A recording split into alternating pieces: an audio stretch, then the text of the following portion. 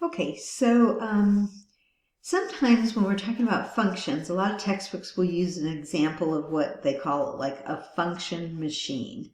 So let's say we have the function, I'm going to make it really simple, x plus 5.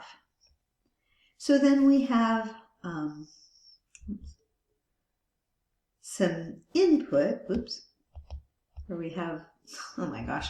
Okay, we have the domain over here, and then let me just draw another oval range over there. And then, well, yeah, I don't like that.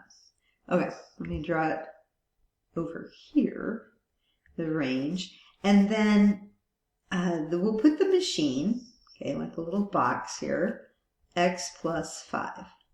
So the idea is something goes in, the input, and something comes out, the output. So let's say we have domain elements like -4, 2, and 6. So we take -4, we put it in. We're going to add 5 to it. That's what the machine says to do. And we're going to get out a 1. That would be the range element then. So the -4 goes in and the 1 comes out. All right, now, Persian erase, we're going to do a different element. So we put 2 into the machine. 2 goes in, 7 comes out. And then finally we put a 6 in the machine. 6 goes in, 11 comes out. And so we get these range elements 1, 7, 11 based on this machine that we have. So you take an input, you do something to it, you add 5, or you take the square root of it, or you square it and add 3, or something like that. You do something and you get this output. Now, we have sets that are finite and we have sets that are infinite.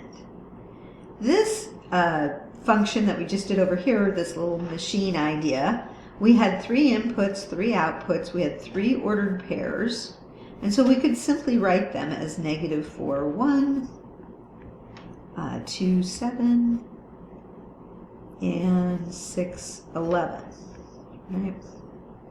Okay, so my example, I just had 3 ordered pairs. But now let's look at the function f of x equals x plus 5, and we're not going to specify a domain. Well, you could put any real number in for x. All real numbers, you can add 5 to it and get a real number. Okay? But I can't list those all for you. I can't tell you every real number. I could have 1.3 or pi or the square root of 7 or 2 plus the square root of 5.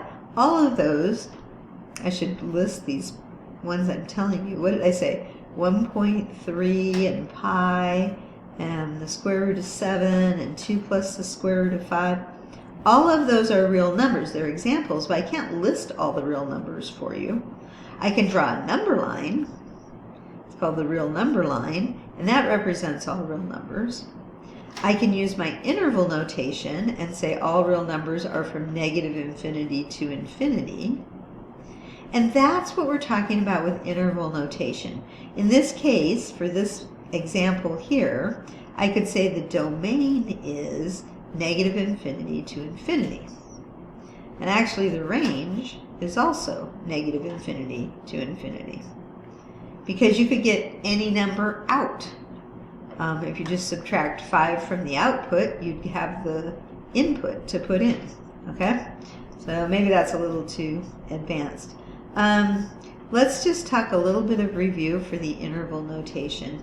So let's say I have from 1, not including 1, to infinity. That's written as 1 to infinity in interval notation. Let's say I have, here's 0 and 3. And let's say I want all the numbers less than or equal to 3. In interval notation, this is a different example. In interval notation, then, that's from -infinity to 3 with a bracket. Okay? Let's say we have, on a number line, we have 1 to 7,